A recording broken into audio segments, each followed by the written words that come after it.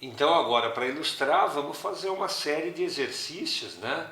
Essa matéria está começando, né? Se você não deu uma olhadinha na teoria, por favor, faça isso. Aquela aula está imperdível. Você precisa dela para dar sequência aos exercícios de forma correta, mesmo que você já tenha visto essa matéria lá no colégio, tá? Vale realmente a pena olhar para ver, de repente, você aparar algumas arestas, né, de conteúdo, aquelas coisas que você aprendeu e que ainda não estão muito bem fixadas. Olha só esse primeiro exercício aqui, ó. Os princípios básicos da mecânica eles foram estabelecidos por Newton e publicados em 1686 sobre o título Princípios Matemáticos da Filosofia Natural. Com base nesses princípios é correto que pouca gente que sabe isso, né? Tudo isso que a gente aprendeu na aula teórica está dentro de uma aula, está dentro de um livro publicado pelo Isaac Newton.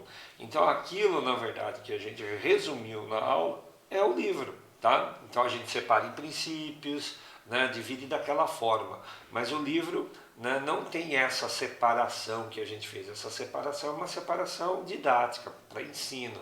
Vamos dar uma olhada nisso? Vamos ver cada uma dessas proposições? Olha a primeira, né? Ele está perguntando se é correto afirmar que a aceleração de um corpo em queda livre depende da massa do corpo. Será que depende? Olha, nem toda proposição dessa questão eu vou fazer ela por escrito, então você tem que prestar bastante atenção naquilo que eu estou dizendo. Então, a primeira proposição eu vou fazer por escrito, tá bom? Então, vamos lá. A primeira está dizendo o seguinte, né? Só um minutinho. Minha caneta aqui parou. Então, vamos lá.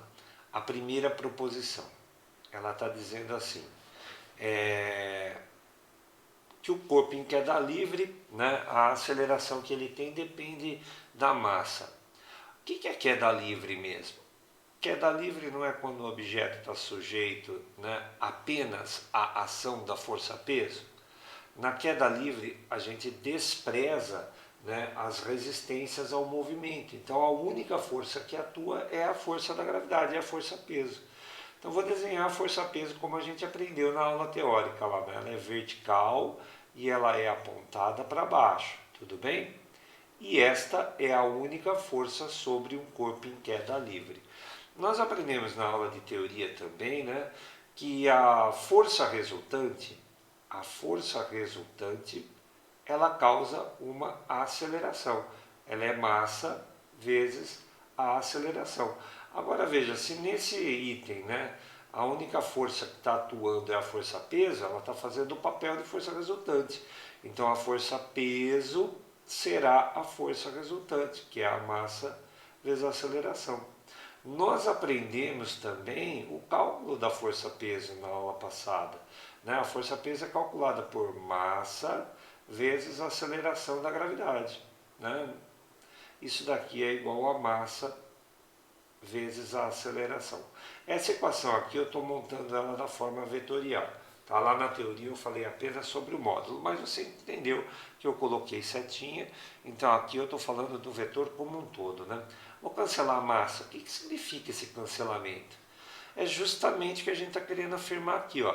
A aceleração de um corpo em queda livre depende da massa. Acabei de cancelar a massa, quer dizer que não depende da massa. Todos os corpos, né, caem na superfície da Terra com a mesma aceleração, que é a aceleração da gravidade. Isso já foi afirmado pelo Galileu. Né? Tudo bem? Então, essa daqui, né, ela é falsa, correto? Porque eu pude cancelar a massa ali, ó. Então, essa daqui, ó, vamos marcar bem aqui, ó, é falsa. Independe da massa. Então, para resumir, para você entender, se eu soltar o corpo, né, de 1 quilo e soltar o corpo de 10 quilos, né, na mesma região, eles vão cair junto, com a mesma aceleração, chegar no chão com a mesma velocidade. É isso que a gente está afirmando nessa proposição. Tudo bem? Vamos para a próxima? Então, olha lá.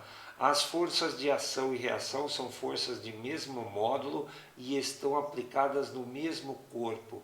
Poxa, não, né, gente? Vamos grifar aqui, ó. não é no mesmo corpo, né? Isso daqui está errado, né? Isso daqui está errado. Por que está errado? São em corpos distintos. Então essa daqui a gente vai marcar falso. Observe que às vezes a proposição tem um pedaço verdadeiro, né? Tem o mesmo módulo. Perfeito, ação e reação têm o mesmo módulo, mas elas não estão aplicadas no mesmo corpo. Tudo bem? Então tem que tomar bastante cuidado com esse tipo de coisa. Metade da frase é verdadeira, a outra metade não é, né? Vamos para a terceira lá. A massa de um corpo é uma propriedade intrínseca desse corpo. Eu cheguei a comentar isso na teoria, né? Eu cheguei a comentar o que é a palavra intrínseca. Intrínseca, ela quer dizer dele mesmo, né? Só depende dele. E a massa é a medida da quantidade de matéria e realmente ela só depende, né, dele, do próprio objeto, ela não depende de nada externo. Então essa daqui, ela é verdadeira, tá? Então vamos marcar aqui um verdadeiro. Dando sequência, né? Ainda sobre aquele item ali, né? Sabe por que ele perguntou isso? Né? Porque o peso de um corpo não é intrínseco. Né? O peso depende do local que ele está. Meu peso na Terra é um, meu peso na Lua é outro. O peso não é uma propriedade intrínseca, é a massa que é. Tudo bem? Então é por isso que ele perguntou. Mas a gente que sabe disso respondeu com facilidade. Né? Então vamos lá. As leis de Newton são válidas somente para referenciais inerciais. Exatamente. Pega logo o comecinho da aula, tá? Que eu falei para você uma coisa. Na verdade, esse termo lei, né, ele não seria completamente correto aplicado às situações explicadas na aula passada. Eu chamei de princípio, lembra? Qual é a diferença do princípio e da lei? Né? O princípio ele é válido sobre uma determinada condição, enquanto a lei não. A lei é universal e é incondicional. O referencial inercial, pega a aula teórica lá, ele está relacionado com observadores que estão em repouso ou em movimento em linha reta com a velocidade constante. Se a gente não tiver essa condição do observador, as leis de Newton não são válidas. Tá? Então, realmente, ó, as leis de Newton são válidas somente para referenciais inerciais. Então, aqui vem um verdadeiro, tá? Verdadeiro. Aí vem lá a proposição 5, né? Quanto maior a massa de um corpo, maior será a sua inércia. O que era inércia mesmo, gente? Inércia não era a tendência que um corpo tinha de permanecer em repouso ou continuar em linha reta com a velocidade constante? Então vamos pensar nisso, né? Se um corpo está parado e ele tem pouca massa, é fácil tirar ele desse estado de repouso, né? Aplica-se uma força pequena e ele já anda, porque a massa dele é pequena. Agora, se um corpo é grande, né, tem muita massa, desculpe, grande não, né? Vamos corrigir isso adequadamente. Tem muita massa, muito massivo. Né? Se um corpo tem muita massa, vai ser difícil alterar o seu estado. Quer dizer, se ele estiver parado, vai ser difícil de colocá-lo em movimento. Ao mesmo tempo que se ele estiver andando, vai ser difícil de parar. Então, a gente costuma dizer na física que realmente a massa é a medida da inércia. Quanto mais massa um corpo tem, mais difícil alterar o seu estado é. E é isso exatamente que está sendo dito aqui. Né? Então, essa daqui é verdadeira. Você entendeu essa história? Quanto mais massa, mais difícil alterar o seu estado. Se ele está em repouso, continua em repouso. Se ele está em movimento, continua em movimento. Então, é só lembrar que a massa é a medida da inércia. Tudo bem? Vamos lá para o exercício de número 6. A lei da inércia, que é uma síntese das ideias de Galileu sobre inércia, afirma que para manter um corpo em movimento retilíneo uniforme é necessária a ação de uma força. Mentira, gente. Então vou escrever essa daqui, ó. Vou escrever essa daqui. Então, deixa eu pegar aqui a caneta. Né? Essa sexta aí, ó. Essa sexta é mentira. Por quê? Porque o princípio da inércia afirma assim, ó, se a força resultante for igual a zero, né, qual é a consequência disso? Eu tenho dois tipos de coisa, ou é repouso, certo? Ou né? Movimento em linha reta com a velocidade constante, que é movimento retilíneo uniforme. E ele está falando aqui, ó, exatamente isso, né? Movimento retilíneo uniforme. É necessário a ação de uma força? Não, gente, olha, a força resultante pode ser zero, né? Ou seja, pode não existir força alguma e o mesmo assim o movimento retilíneo uniforme está garantido.